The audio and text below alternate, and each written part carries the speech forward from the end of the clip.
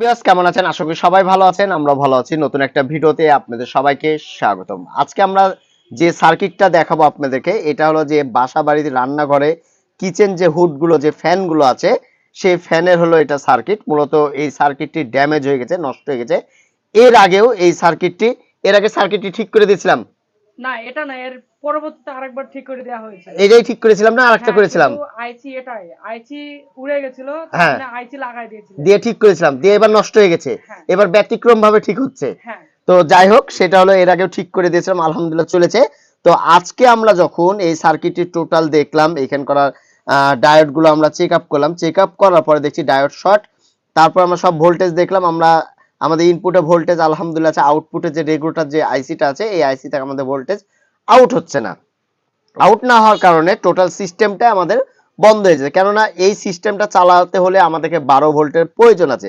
যেহেতু 12 ভোল্ট নাই, এই জিনিসটা আমার মনে হয় না যে এর আগে কেউ এইভাবে আপনাদেরকে শিখাইছে। তো এখানে যেহেতু 12 ভোল্ট করেছে আমাদেরকে এই চপার বা এই সার্কিটের মাধ্যমে, তো সেক্ষেত্রে আমরা দেখলাম যে এখানে প্রথমে আমাদের 7805 লাগানো আছে। এটা আমরা একটা মোবাইলের ব্যাটারি দিয়ে চেক আপ করলাম, করে আমরা দেখলাম যে আমাদের এখানে সিগন্যালটা ভালো আছে। তো পরবর্তীতে আমরা এখানে কি করলাম, একটা লাইট লাগাই দিলাম, যেহেতু এখানে রিলে গুলো কাজ করাবে, আমাদের ভোল্টেজটা যদি কমপ্লিট হয়ে যায় তখন রিলেটা কাজ করবে। তো এখন আমরা এটা সম্পূর্ণটা করলাম। আমরা কি করলাম, একটা 12 ভোল্টের ট্রান্সফরমার দিয়ে আমাদের যে এইখানে যে ক্যাপাসিটারটা আছে, যে ক্যাপাসিটারটা আমাদের টোটাল ভোল্টেজটাকে নিয়ন্ত্রণ করছে, আমরা আউটপুট মানে এসি পুটটা আমরা বন্ধ করে দিয়েছি। আমাদের এসির অপর পাশে যে ডিসি, ওই সেকশনটা আমরা কিন্তু এখানে ওকে করেছি। আমরা এখন যদি একটু ট্রান্সফরমারের লাইনটা দিয়ে আমি যদি একটু আপনাদেরকে দেখানোর চেষ্টা করি, আমি লাইনটা দিলাম।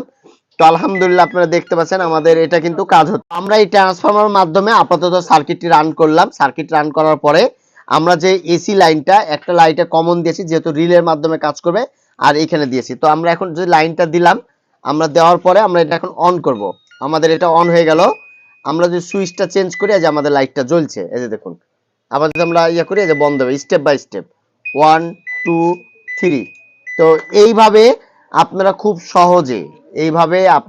সহজে যদি আপনাদের এই সার্কিটগুলো যদি নষ্ট হয়, আপনারা খুব সহজে এরকম ছোট একটা ট্রান্সফরমার দিয়ে, খুব কম অ্যাম্পিয়ারের ট্রান্সফরমার দিয়ে আপনারা আপনাদের এই ধরনের সার্কিটগুলো ঠিক করে নিতে পারবেন।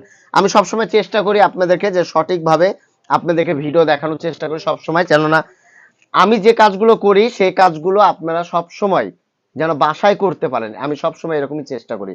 আর ভিডিওগুলো অবশ্যই আপনারা দেখবেন এবং যদি উপকার হয় সবার মাঝে শেয়ার করবেন। আর পাশাপাশি আমার দোকানটি হলো শিরোল কলোনি, 4 নম্বর গলির শেষ মাথা, বাইতুল মামুদ জামে মসজিদের সামনে, রাজশাহী। শুক্রবার বাদে প্রতিদিন সকাল 9টা থেকে রাত্রি 9:30 পর্যন্ত খোলা থাকে। আপনারা আমার দোকানে আসার আমন্ত্রণ রইল, আসবেন।